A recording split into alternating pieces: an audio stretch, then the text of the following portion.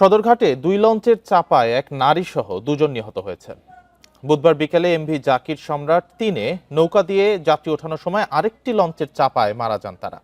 দুর্ঘটনাস্থল পরিদর্শন করেন মুক্তিযুদ্ধ প্রতিমন্ত্রী। একে দুর্ঘটনা উল্লেখ করে ভবিষ্যতে কার্যকরী ব্যবস্থা নেওয়ার কথা জানান ইশরাক হোসেন।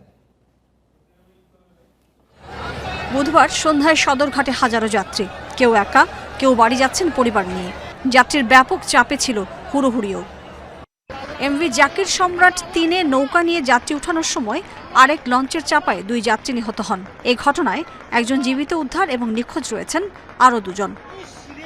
যাত্রীর ভিড় আর অব্যবস্থাপনায় অনেকে হারিয়ে ফেলছেন প্রিয়জনকে।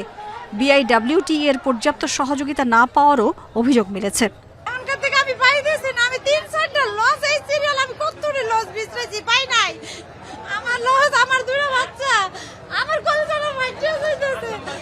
আসতে অনেক কষ্ট হয়েছে, তারপরও দেশে আত্মীয় স্বজন আছে, তাদের সঙ্গে একত্রিতভাবে ঈদ করব, সেজন্য এই কষ্টটুকু আমরা কষ্ট মনে করতেছি না। মহাখালী থেকে গাজীপুরে বাইকিয়াতে আসতে আপনার সদরঘাটে আসতে 500 টাকা করে আসে।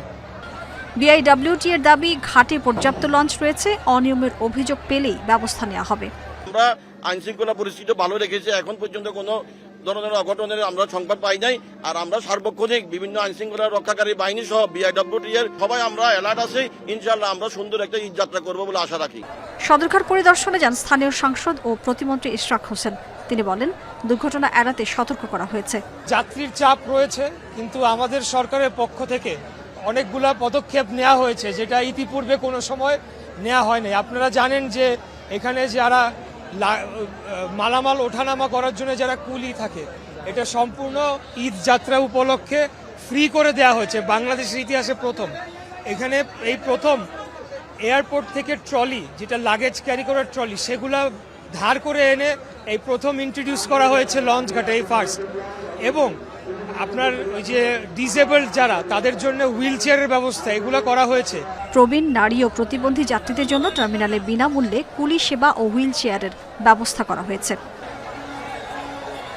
Mahmuda Moumita, independent news, Dhaka.